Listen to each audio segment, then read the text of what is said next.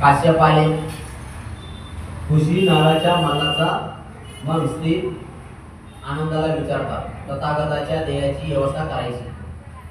आनंद त्या मल्लांना विचारतात की आता आपल्याला भगवंताच्या देहाची व्यवस्था करायची म्हणजे अंतिम संस्काराची।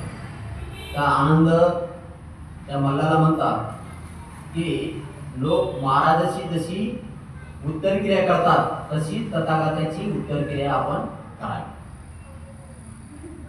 म्हणजे अंतिम संस्कार जसा महाराज लोकांचा करतात ना, राजे महाराजे असा अंतिम संस्कार करतात, असं आनंद म्हणतो त्या पद्धतीने अंतिम संस्कार हा भगवंताचा झाला पाहिजे। आता हा महाराजाचा अंतिम संस्कार कसा करतात ते उत्तर देतात की महाराजाचा देह नव्या कोऱ्या वस्त्रात अवगुंठित करतात। अवगुंठित या शब्दाचा अर्थ होतो की नवीन शुद्ध कपड्यामध्ये, म्हणजे त्या कपड्यावरती कुठलाही डाग नाही, म्हणजे असं वस्त्र परिधान करावं। म्हणून ते म्हणतात की महाराजाचा देह नव्या कोऱ्या वस्त्रात अवगुंठित करतात, तदनंतर ते कापसाने गुंडाळतात। अगोदर कपड्याने गुंडाळतात, नंतर कापसाने गुंडाळतात, नंतर पुन्हा नव्या वस्त्राने गुंडाळतात, असे एकामागून एक दोन्ही प्रकारचे 500 फेरे होईपर्यंत ते करत असतात। अशी ती क्रिया 500 फेरे। आणि नंतर तो ते लोखंडाच्या कढईसारख्या पात्रात ठेवून त्यावर तसेच लोखंडी झाकण ठेवून तो बंद करतात। नंतर त्या प्रकारची सामग्री आणून चित्ता त्याची रचतात आणि अशा पद्धतीने महाराजाची उत्तरक्रिया केली जाते, असे मल्ल लोक त्या आनंदाला सांगतात। आणि त्या पद्धतीने भगवंताची उत्तरक्रिया करायची असे आनंद त्या मल्ल लोकाला सांगत असतो।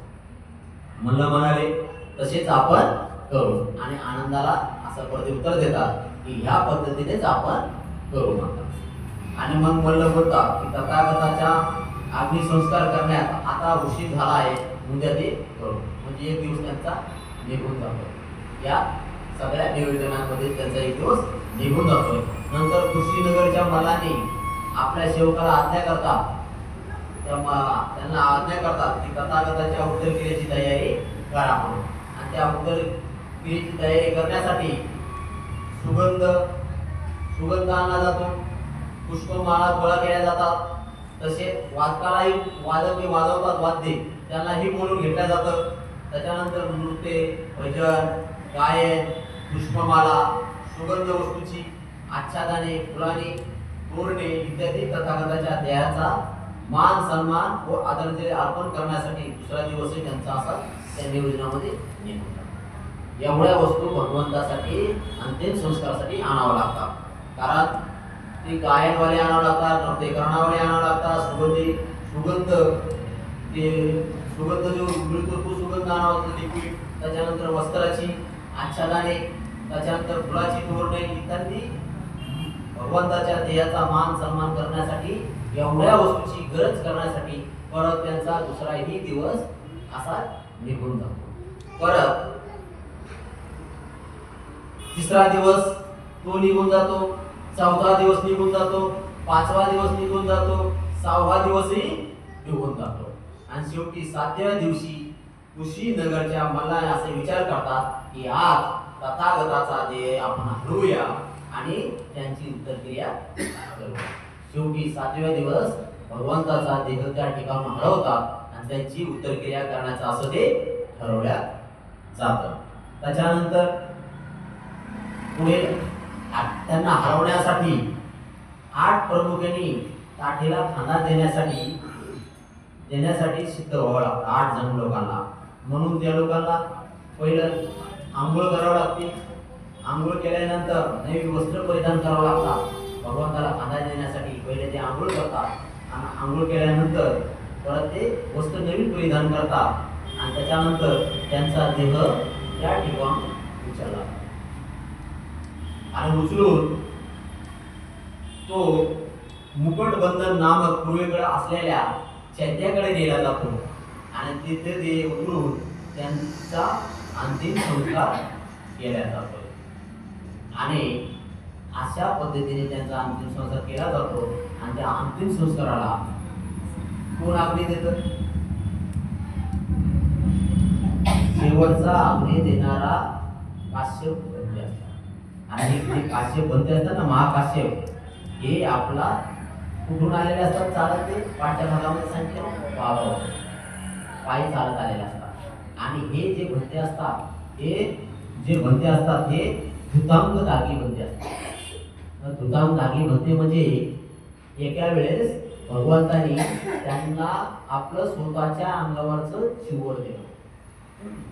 आणि ते चिवर दिल्यामुळे ते एवढे खुश झाले होते, आनंदी झाले होते, त्यांनी मरेपर्यंत ते एकच चिवर वापरलं.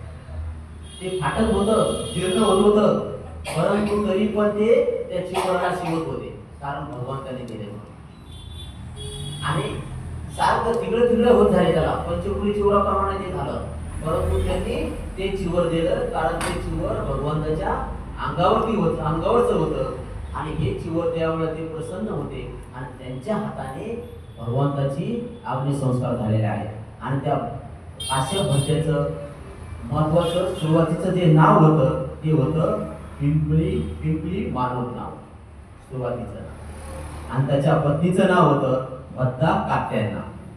आणि हे पण अनागामी, जसे श्रोतापर, परत स्फूर्तगामी, अनागामी, अरहंत असे जे पद प्राप्त होतात ना, तर हे जे काश्यप होते ते भगवान बुद्ध म्हणजे जेव्हा यांना दीक्षा घ्यायच्या अगोदर ते अनागामी झाले होते, दोघेही नवरा बायको.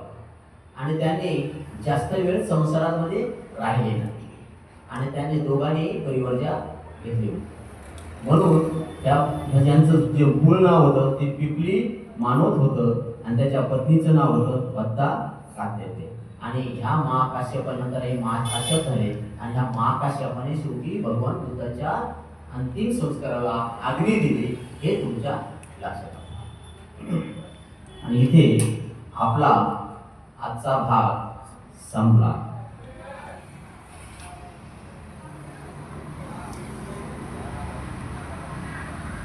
तरी